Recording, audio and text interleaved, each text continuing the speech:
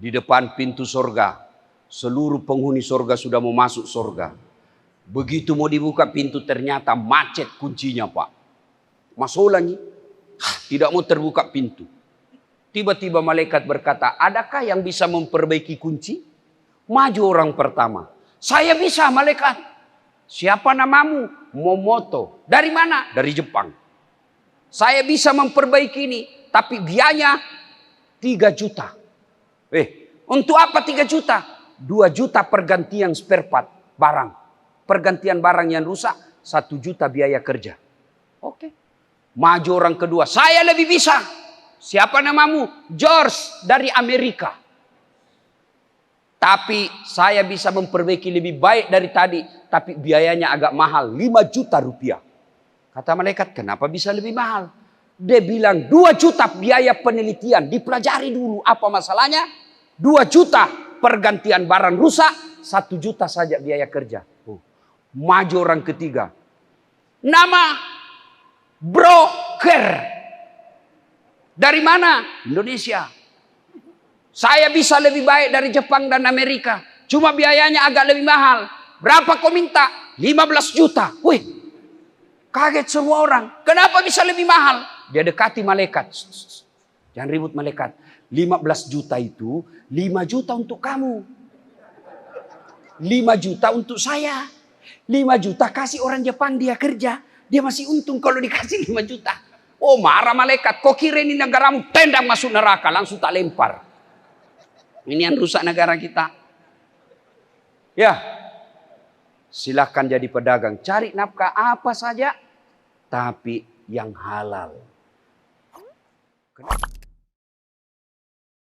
Sahabat Nabi itu dulu Nabi dan para sahabat kalau ada ceramah, langsung dekat-dekat semua. Masapa iwere, masapa baraka. Begitu mulai berdiri Nabi, pada dekat. Kalau di sini saya lihat, Assalamualaikum warahmatullahi wabarakatuh. Pada jauh. Ciri-cirinya itu yang dekat-dekat dinding, itu sudah tua kasihan, bukan karena godaan setan, sudah tua. Jadi wajar kalau dia jauh-jauh cari-cari panyandar, ciri-ciri sudah tua kasihan itu.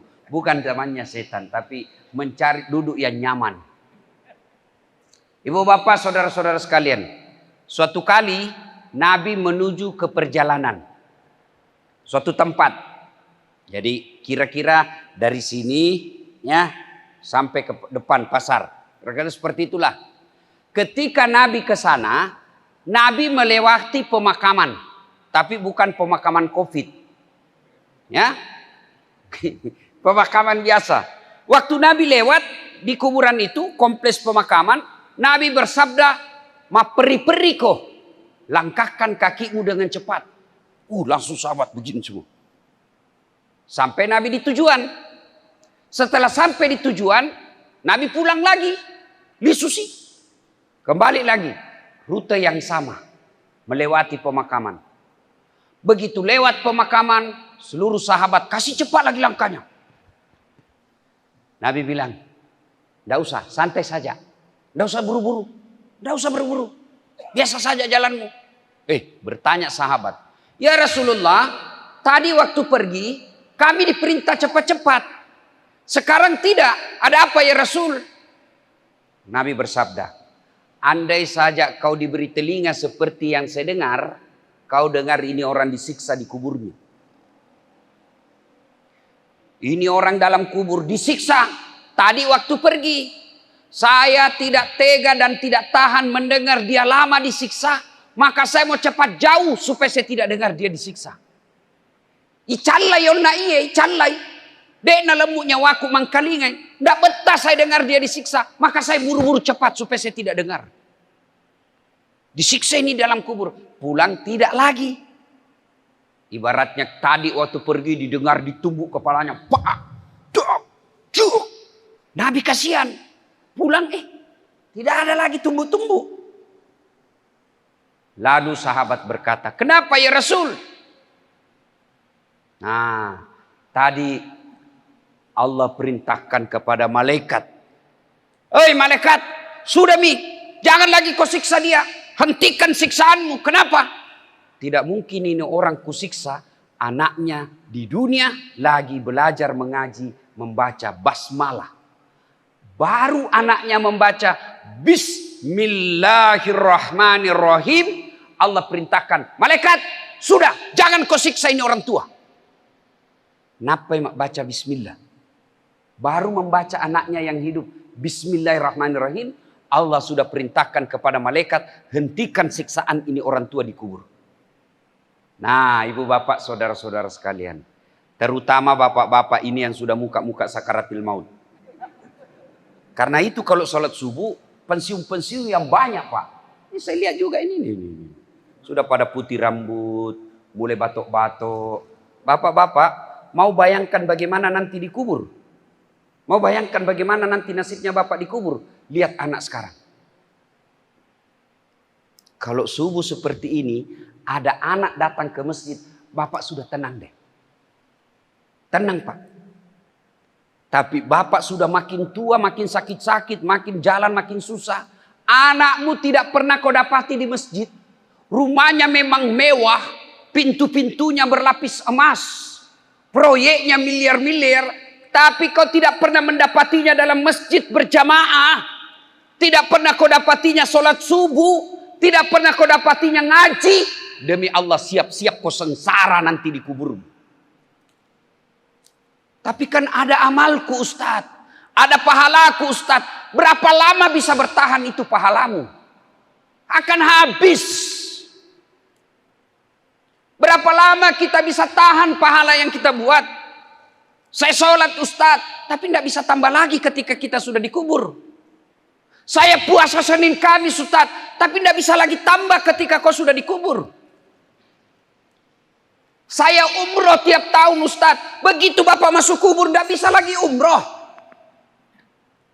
Tapi amalmu yang bisa berlari terus, memproduksi terus, mengalir terus, nambah terus, meskipun kau sudah mati, adalah anak yang soleh dan soleha.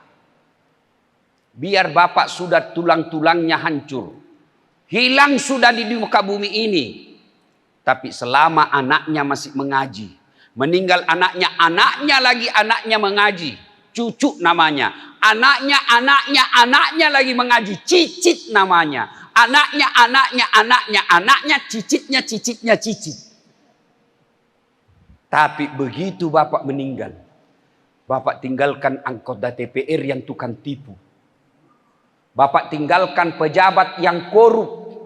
Bapak tinggalkan anak perempuan yang tidak pakai jilbab. Bapak tinggalkan kontraktor yang belum diresmikan perusahaannya sudah ambruk. Rugilah kalian menjadi orang tua. Dan itu hebatnya jadi anak soleh. Nggak susah. Bapak mau punya doktor